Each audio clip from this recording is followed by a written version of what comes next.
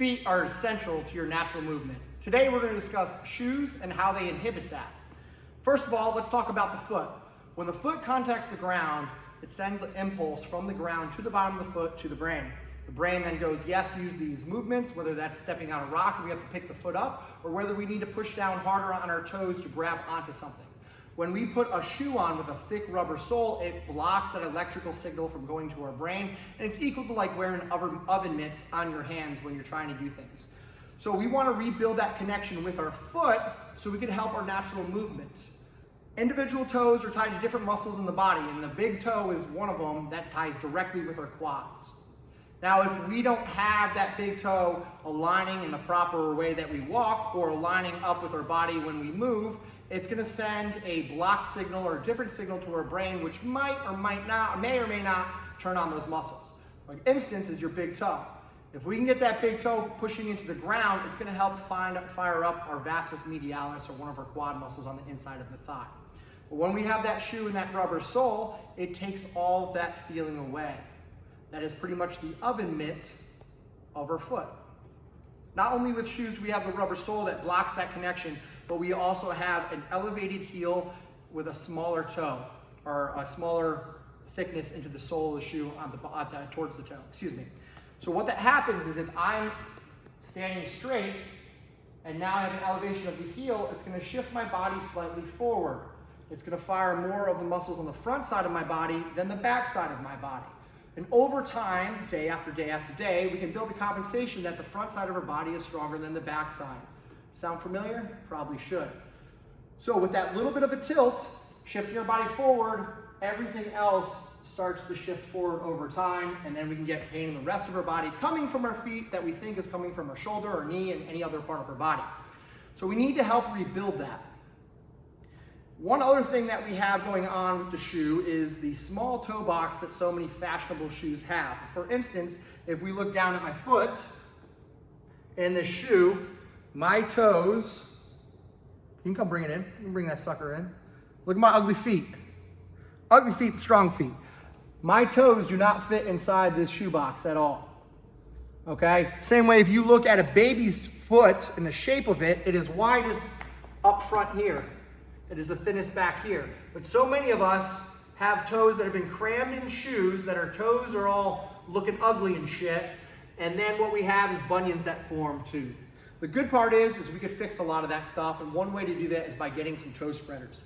If we get some toe spreaders, you know, I've never gotten a pedicure, but if you have, apparently they put toe spreaders in your toes. Those things, 10 minutes a day, is going to help separate those toes, create the space, and you're going to find a lot of freedom in that foot. But not only does the shoe restrict the foot, the sock does too. So if we have tight socks, it does the same thing. So get your shoes a little bit bigger, look for wide toe boxes. Companies like Vivo Barefoot, Zero Shoes, Hokas, and Ultras are good companies that have a wider toe box to help your foot fit naturally into the shoe. On the other aspect that we already know that the shoe is bad, we're going to talk about the foot. And when we have a shoe that's not working, or we have a shoe that's working as it's intended of just blocking out those signals to the brain, what happens is we don't have any support in the arch. So if we look at the heel, a lot of us have this shift here of what's going on. So the foot and where the Achilles is coming in is on the inside because the foot is collapsing. We have flat feet, and we don't have an arch. So our goal is to help correct that, fix that foot, so we align that Achilles so it's even throughout that foot, and what we're trying to do is build this arch of the foot, okay? When we want to build the arch of this foot, one thing that we want to focus on is trying to activate the 5 layers of muscle that are in the bottom side of the foot. One way to start off is by just trying to push your big toe, your metatarsal pad, and the heel into the ground so we have a connection. If we can get these 3 points lined up and we can try to wiggle our toes, that's really good. Now we're building some toe independence and we're starting to feel the muscles while we're activating this arch. Once we practice that a little bit, we try and switch that up. So I try to push my little toes down, pick my big toe up, and then the goal is if we can switch back and forth, all while maintaining this metatarsal pad and the heel onto the ground. And to get started, we can always just focus on lifting all the toes up while actively pushing this down. Next, what we could do is work on the arch, is thinking about a string that's attaching onto the center of my foot. And then when I want to raise the arch,